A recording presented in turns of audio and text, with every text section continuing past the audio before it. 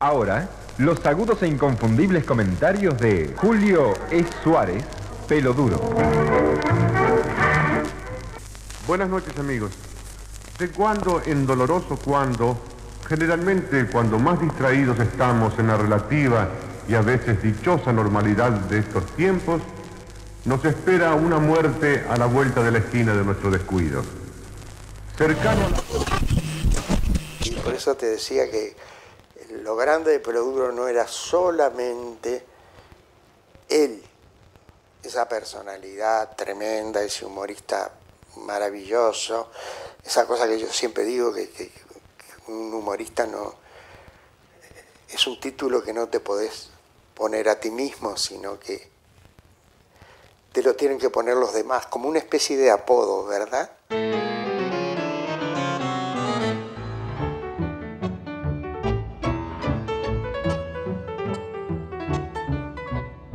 En mi época no saber de Pelo Duro significaba venir del exterior simplemente.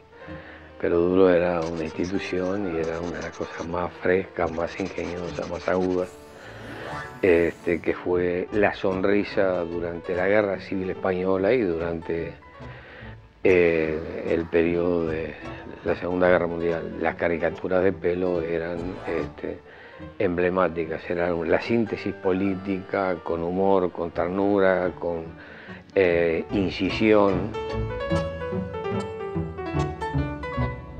Un autor que se destaca por un largo periodo de creatividad, prácticamente son más de 3 décadas, desde que él empieza justamente en el año 32 dibujando Roncadera, y luego en el año 33, a instancia del País, la historieta Pelo Duro.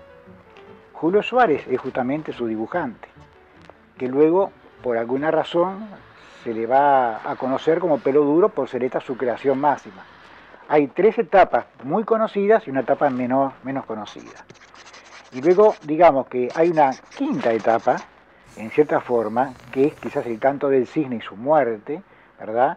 Que es al final en el Diario de la Mañana, que es apenas unos meses que aparece, pero prácticamente ya la revista en sí estaba agonizando. Y muere sin pena ni gloria. Tú sabes que financiar acá una revista, no solo ahora, sino en esa época también, es muy difícil, muy complicado. Entonces él hacía mucho sacrificio para eso. Primero que hacía una vida súper sencilla, ¿no? En cuanto a actividades que generan gasto y eso, ¿no? Muy sencilla.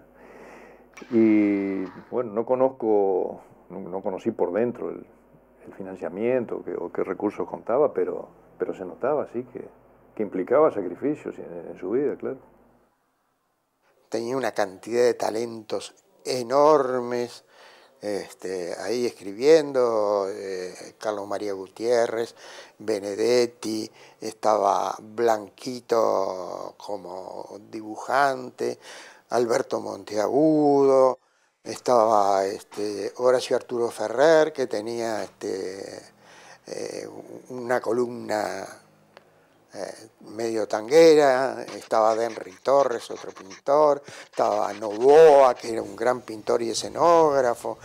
Era una cosa a todo tren, tanto es así que en ese momento Pelo Duro, en una bravata, a la inauguración vino Aníbal Troilo, me acuerdo, y tanto es así que Pelo Duro dijo, bueno, si esta vuelta cerramos, nos comemos un chancho con plumas.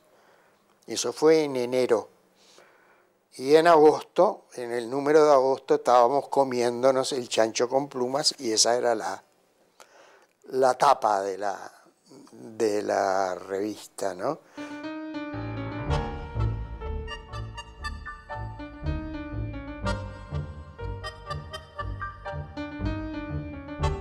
No sé si querés que te cuente de eso ahora, de que un poquito del origen de él.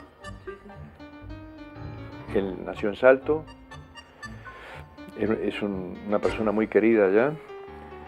A los 18 o 19 años se vino para Montevideo con el plan de meterse en la Facultad de Arquitectura y de estudiar arquitectura. Y se inscribió y empezó los cursos. Pero paralelamente tenía que vivir de algo, mientras mantenerse, digamos, en Montevideo. y empezó a dibujar en diarios de la época, en el Nacional, después en El País, creo, y en otras. Con lo cual tenía sus recursos para mantenerse. Pero al entrar en eso, en el mundo de las redacciones, en el mundo de las imprentas no como ahora, digitales y todo esto, sino artesanales y con la tinta, qué sé yo. Él dice, alguien dijo que lo embriagó el olor a la tinta. Y entonces se dio cuenta que lo de él era eso, dejó arquitectura en la facultad y se metió de lleno a eso.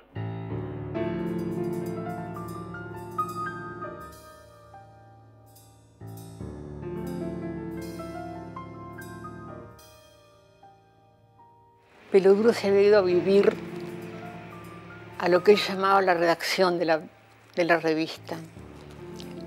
La redacción quedaba en Cerrito 685, en un segundo piso, en una habitación que tenía techo de zinc, y había improvisado en esa redacción una cosa que podría llamarse un dormitorio, con una pequeña cama turca y un ropero, y un cuarto de baño muy rudimentario. Ahí, te imaginas que con el techo de zinc, cuando había 20 grados afuera, allí había 40. Y cuando afuera había menos grados, allí había 0 grados bajo cero. En esas condiciones, y mal alimentado, y angustiado, ese hombre, con la voluntad que tenía y lo que quería su profesión, de ahí salía el humorismo.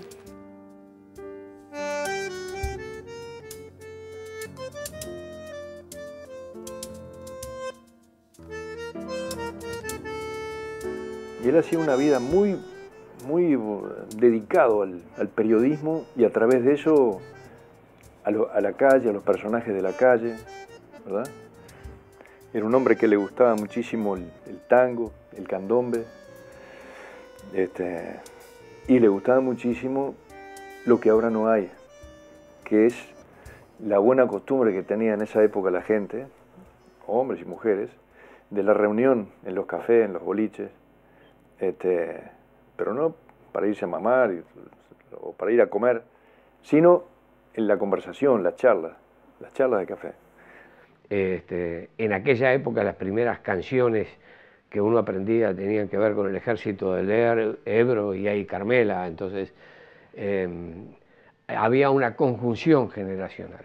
Y el boliche era el vínculo de comunicación. Claro, te dicen que si vas a tal café en París, lo podías ver a Sartre en la mesa al lado tomando café y leyendo diario.